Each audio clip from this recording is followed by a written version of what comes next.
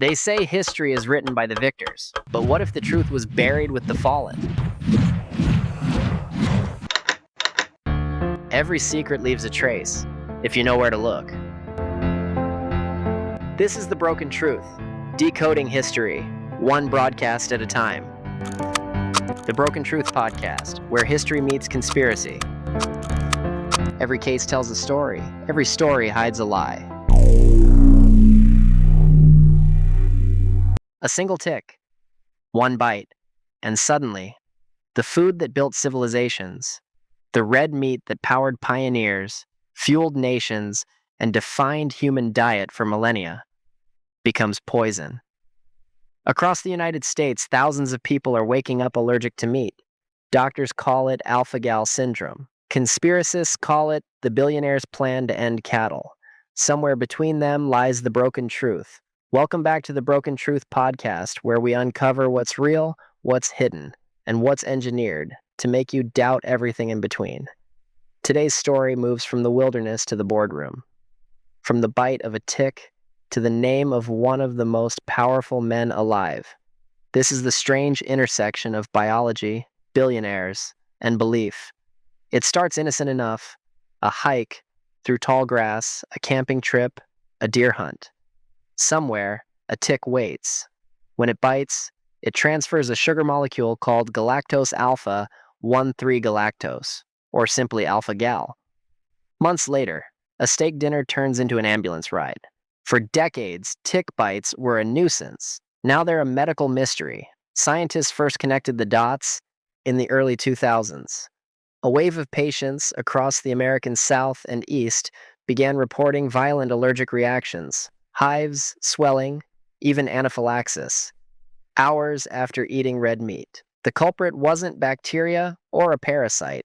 It was an immune system that had decided that beef and bacon were enemies. The syndrome would soon earn a name: alpha-gal syndrome. At first, cases were rare, but by 2017, doctors began noticing clusters. By 2023, the CDC logged tens of thousands of suspected infections, nearly 90,000 Americans possibly unable to eat meat without risking their lives.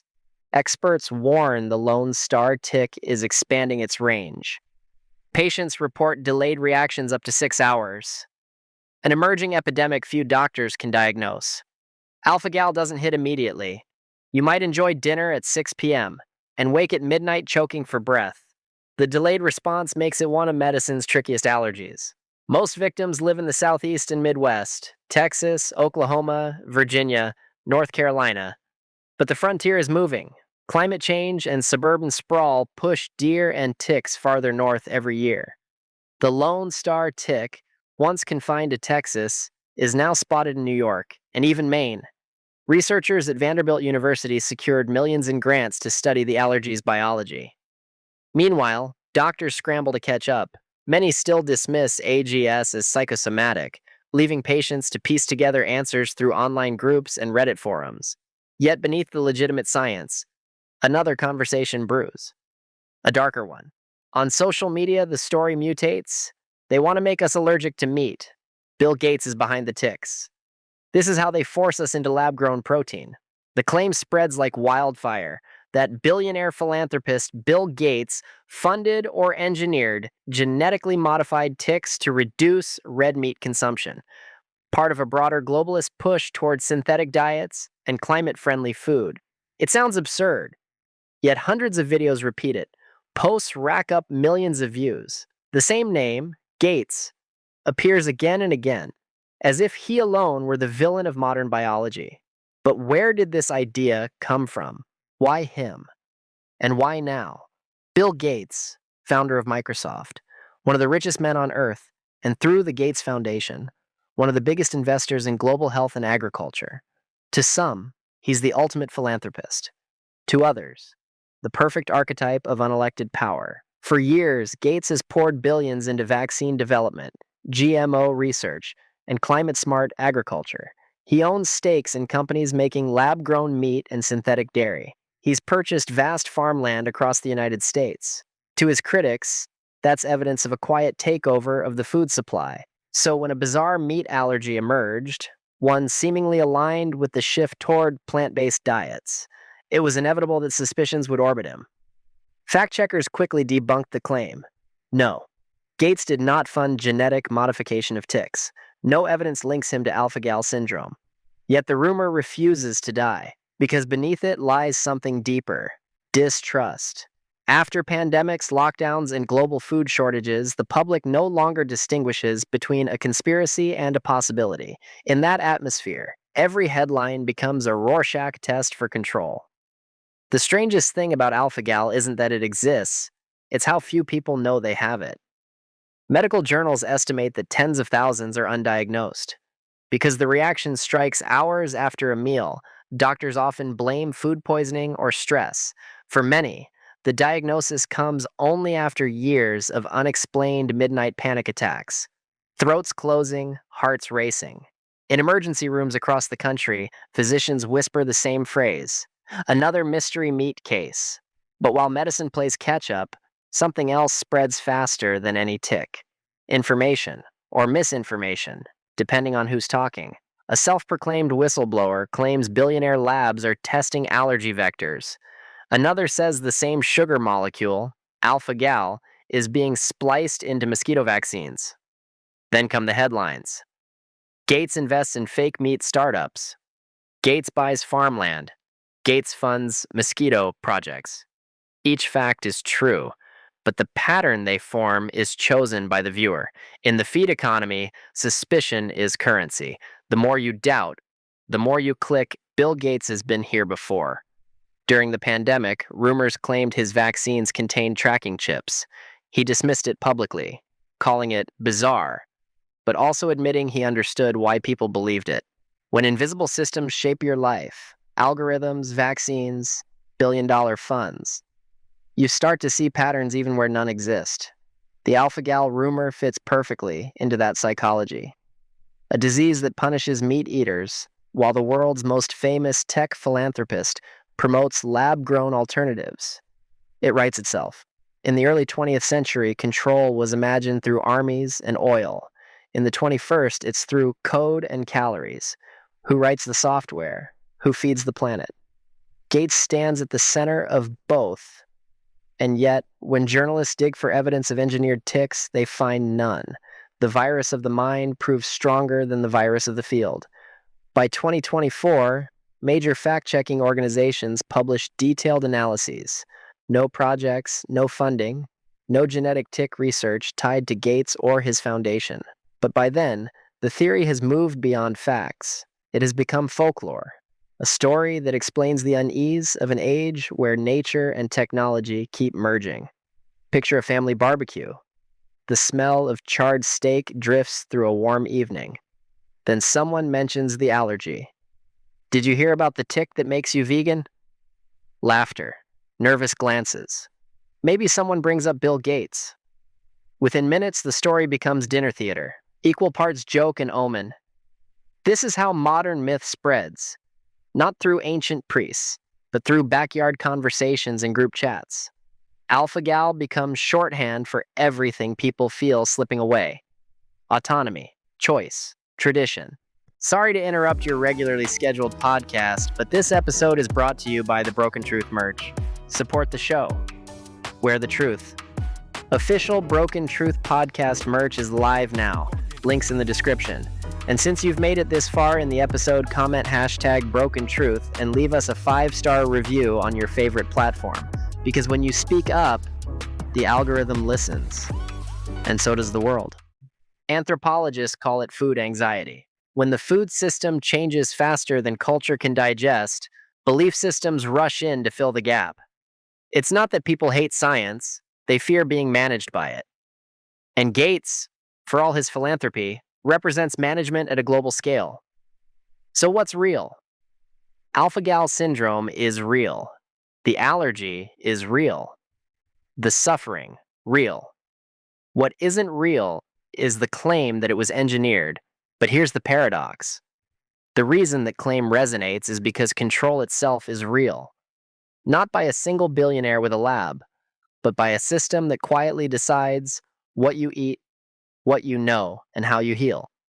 We may never find the smoking tick, but we can trace the path of power, from forests and farms to foundations and feeds, and see how every bite, every headline, every myth reveals the same human hunger, the need to know who's really in charge. Alpha Gal syndrome reminds us that the smallest forces can reshape entire civilizations. A tick bite alters your biology. A rumor alters your reality. Between the two lies our modern condition, half science, half story. To understand why this story feels so plausible, we have to rewind. Humanity's obsession with controlling food didn't begin with billionaire philanthropists. It began with kings, empires, and laboratories, long before any tech mogul was born. In the 1950s, the world was promised abundance through chemistry. Fertilizers, pesticides, and genetic breeding gave rise to the Green Revolution. Crops exploded in yield, famines declined, but something else was born in the process: dependence. Seeds and soil that once belonged to the people became patented. Agriculture became intellectual property. Every generation since has wrestled with the same dilemma. How much control over food is too much? From DDT to Monsanto, from insulin to GMO corn, the narrative of salvation always travels beside the shadow of manipulation. So when a modern figure like Bill Gates appears, carrying both the language of innovation and the aura of omnipotence, the world reacts as if history were repeating itself. Alpha Gal syndrome didn't need to be engineered to fit into that archetype. It already fits the myth. An invisible hand changing what you can and cannot eat, with science as the vehicle and power as the driver. Follow the money. And every story of panic becomes a map of profit.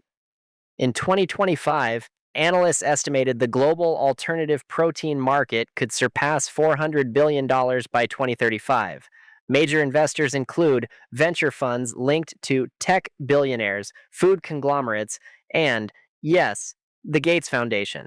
None of this proves a conspiracy, but it does reveal a system incentive. The same ecosystem funding research to fight hunger also funds companies that profit when people abandon red meat. When one narrative paints livestock as climate villains and another blames nature for punishing meat eaters, you get a feedback loop. Economics reinforcing ideology. Public relations teams frame it as progress. Activists call it engineered scarcity. The ordinary consumer just feels caught between guilt and hunger. Alpha Gal, in this sense, isn't just a medical condition. It's a metaphorical currency. Every new case adds psychological weight to the campaign for synthetic sustenance. Imagine you're a rancher in Texas watching your market decline while a billionaire buys the land next door for carbon offsets. Then you hear about a tick that makes people allergic to beef. You don't need hard evidence to believe the game is rigged. In the digital age, myths feed on metrics. Each share, each comment, each outrage becomes a data point, reinforcing the pattern. Algorithms don't care whether a story is true. They care whether it keeps you scrolling. When users type AlphaGal or Gates ticks, the platforms serve videos that maximize watch time. The more dramatic the claim, the higher the engagement. Truth becomes unprofitable. Controversy pays the bills. This is how the modern conspiracy machine functions, not as a top-down propaganda effort, but as a self-organizing organism. Millions of micro decisions create an echo that feels orchestrated. In that sense, the system itself becomes the puppeteer. It's no wonder listeners write to us saying, "Garrett, I don't know what to believe anymore," because the very tools designed to connect us are now perfectly engineered to divide perception. Let's return to the biology for a moment. Scientists still don't fully understand alpha gal syndrome. Some people bitten by the same tick never develop the allergy. Others react violently for life. It's tied to the IgE antibody, but why it persists remains a mystery. This uncertainty is gasoline on the conspiratorial fire. Every scientific gap invites an answer, and where none exists, imagination fills the void. Researchers continue to publish in journals like Open Forum Infectious Diseases and Nature Communications, mapping the genome of the Lone Star tick, exploring climate correlations, even experimenting with vaccines that could block allergic pathways. Meanwhile, online, those words: tick, vaccine, Gates, combine into a single mythic equation. One world searches for cures. The other searches for villains. I've spoken with victims of AlphaGal. They're not political. They're not activists. They're just tired. One man told me he can't even kiss his wife after she eats a hamburger. Her breath can trigger his hives. Another said he keeps an EpiPen on his nightstand the way others keep a glass of water. When I asked if he believed the conspiracy, he shrugged. I don't know, he said. All I know is I didn't used to be like this. That's the heartbeat of every mystery we cover here. Ordinary people living through extraordinary change. Whether the cause is nature, negligence, or manipulation, the effect is the same. Alienation. People feel betrayed by a world they trusted, and in that vacuum, the idea of a puppet master gives chaos a name. Every generation crafts its own mythology. The ancients blamed gods for plagues. The Cold War blamed spies for diseases. The digital age blames billionaires. AlphaGal sits comfortably in that lineage, a parable about appetite and authority. It tells us something primal, that when humanity loses its control over food, it loses its sense of freedom. And freedom, like protein, is hard to replace with a substitute. So what happens next? Climate projections show tick populations thriving. Biotech continues to reshape agriculture.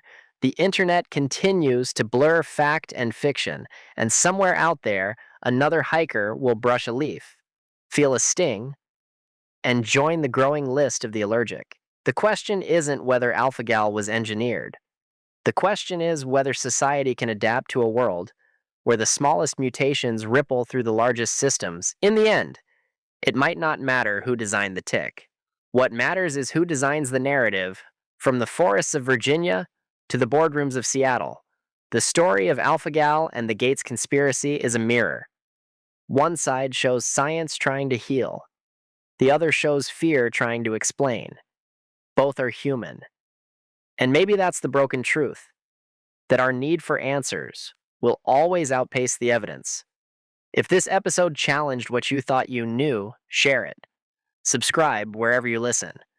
And for those who want the unredacted version, the theories, the files, the speculation, you know where to find it. Because the truth isn't whole, it's broken. In a world built on hidden histories and half-truths, we've only just begun to peel back the layers. Because what you've heard tonight was never meant to be known, but you were meant to find it. If you're ready to go deeper, leave us a review, comment your thoughts, share this episode, and step inside the archives. Join the inner circle, where the real evidence is kept. This is the broken truth, because the truth isn't whole, it's broken.